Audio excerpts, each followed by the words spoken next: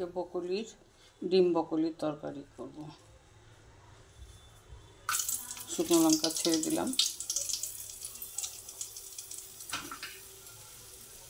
পেঁয়াজ দিয়ে দিচ্ছি,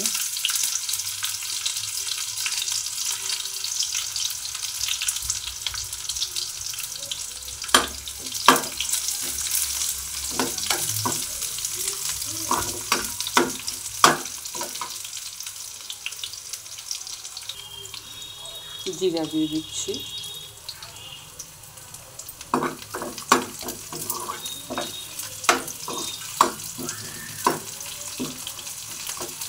পেঁয়াজটা একটু ভাজা ভাজা হয়ে গেলে আমি এর মধ্যে রসুন আর আদা দিয়ে দেবো।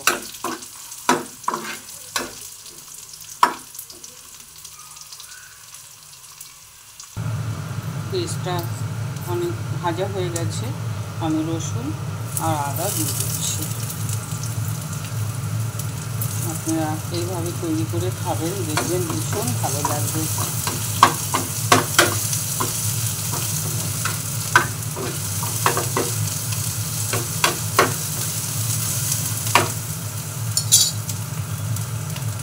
এই যে আমি কেটেছি বকলি আর আলু, এটা আমি এবার এর মধ্যে দিয়ে দিচ্ছি।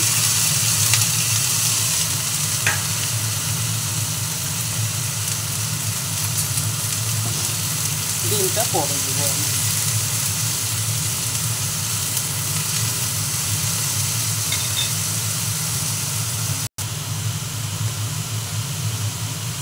নুন দিয়ে দিচ্ছি স্বাদ অনুসারে, জিরার গুঁড়ো দিয়ে দিচ্ছি, হলুদ দিয়ে দিলাম, লঙ্কার গুঁড়ো দিয়ে দিচ্ছি।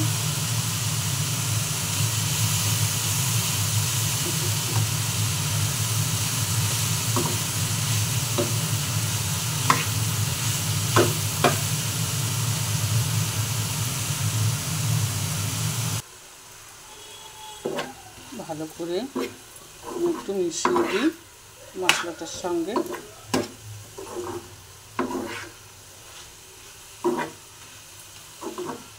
এইভাবে আপনাদের মিশিয়ে দিতে হবে।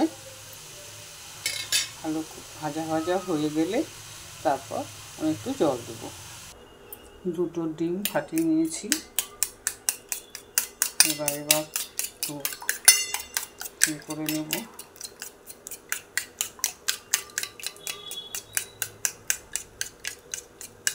অল্প বকলি তো, যার জন্য দুটো ডিমেই হয়ে যাবে।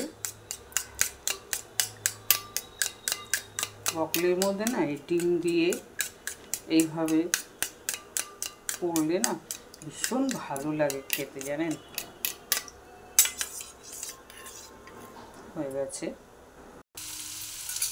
দেখুন ভাজা ভাজা হয়ে গেছে এটা বকলি আর আলুটা। এবার এর মধ্যে আমি ডিমটাকে দিয়ে দিব।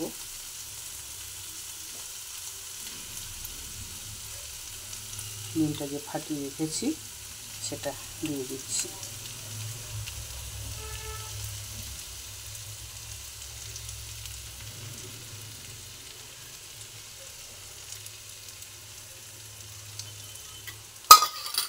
এরপরে একটু ধনে পাতা দিয়ে দিচ্ছি।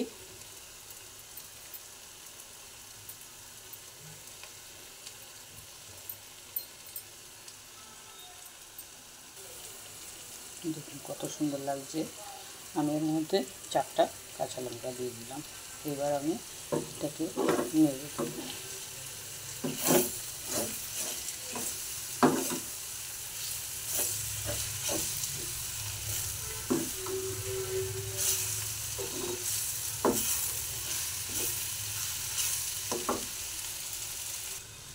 দেখুন কত সুন্দর সুন্দর লাগছে না, সত্যি খুব সুন্দর লাগছে দেখতে বকলি ডিম ফ্রাই।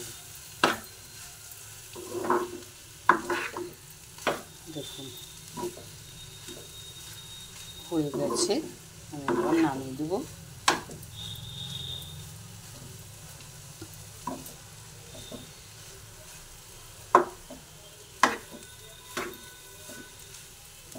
বেশি সময়ও লাগেনি, দেখেছেন খুব তাড়াতাড়ি হয়ে গেছে।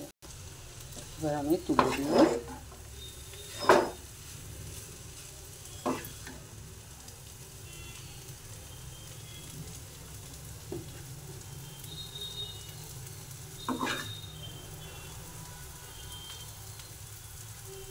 দেখেছেন কত সুন্দর হয়েছে। ও একটু টেস্ট করেই দেখতে হবে, তাই না বলুন?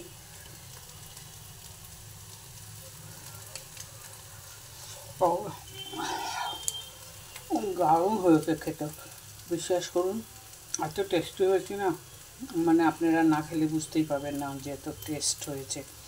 প্লিজ আপনাদের যদি ভিডিওটা ভালো লেগে থাকে অবশ্যই লাইক, সাবস্ক্রাইব, কমেন্ট অবশ্যই করবেন, বন্ধুদের মধ্যে শেয়ার করবেন প্লিজ।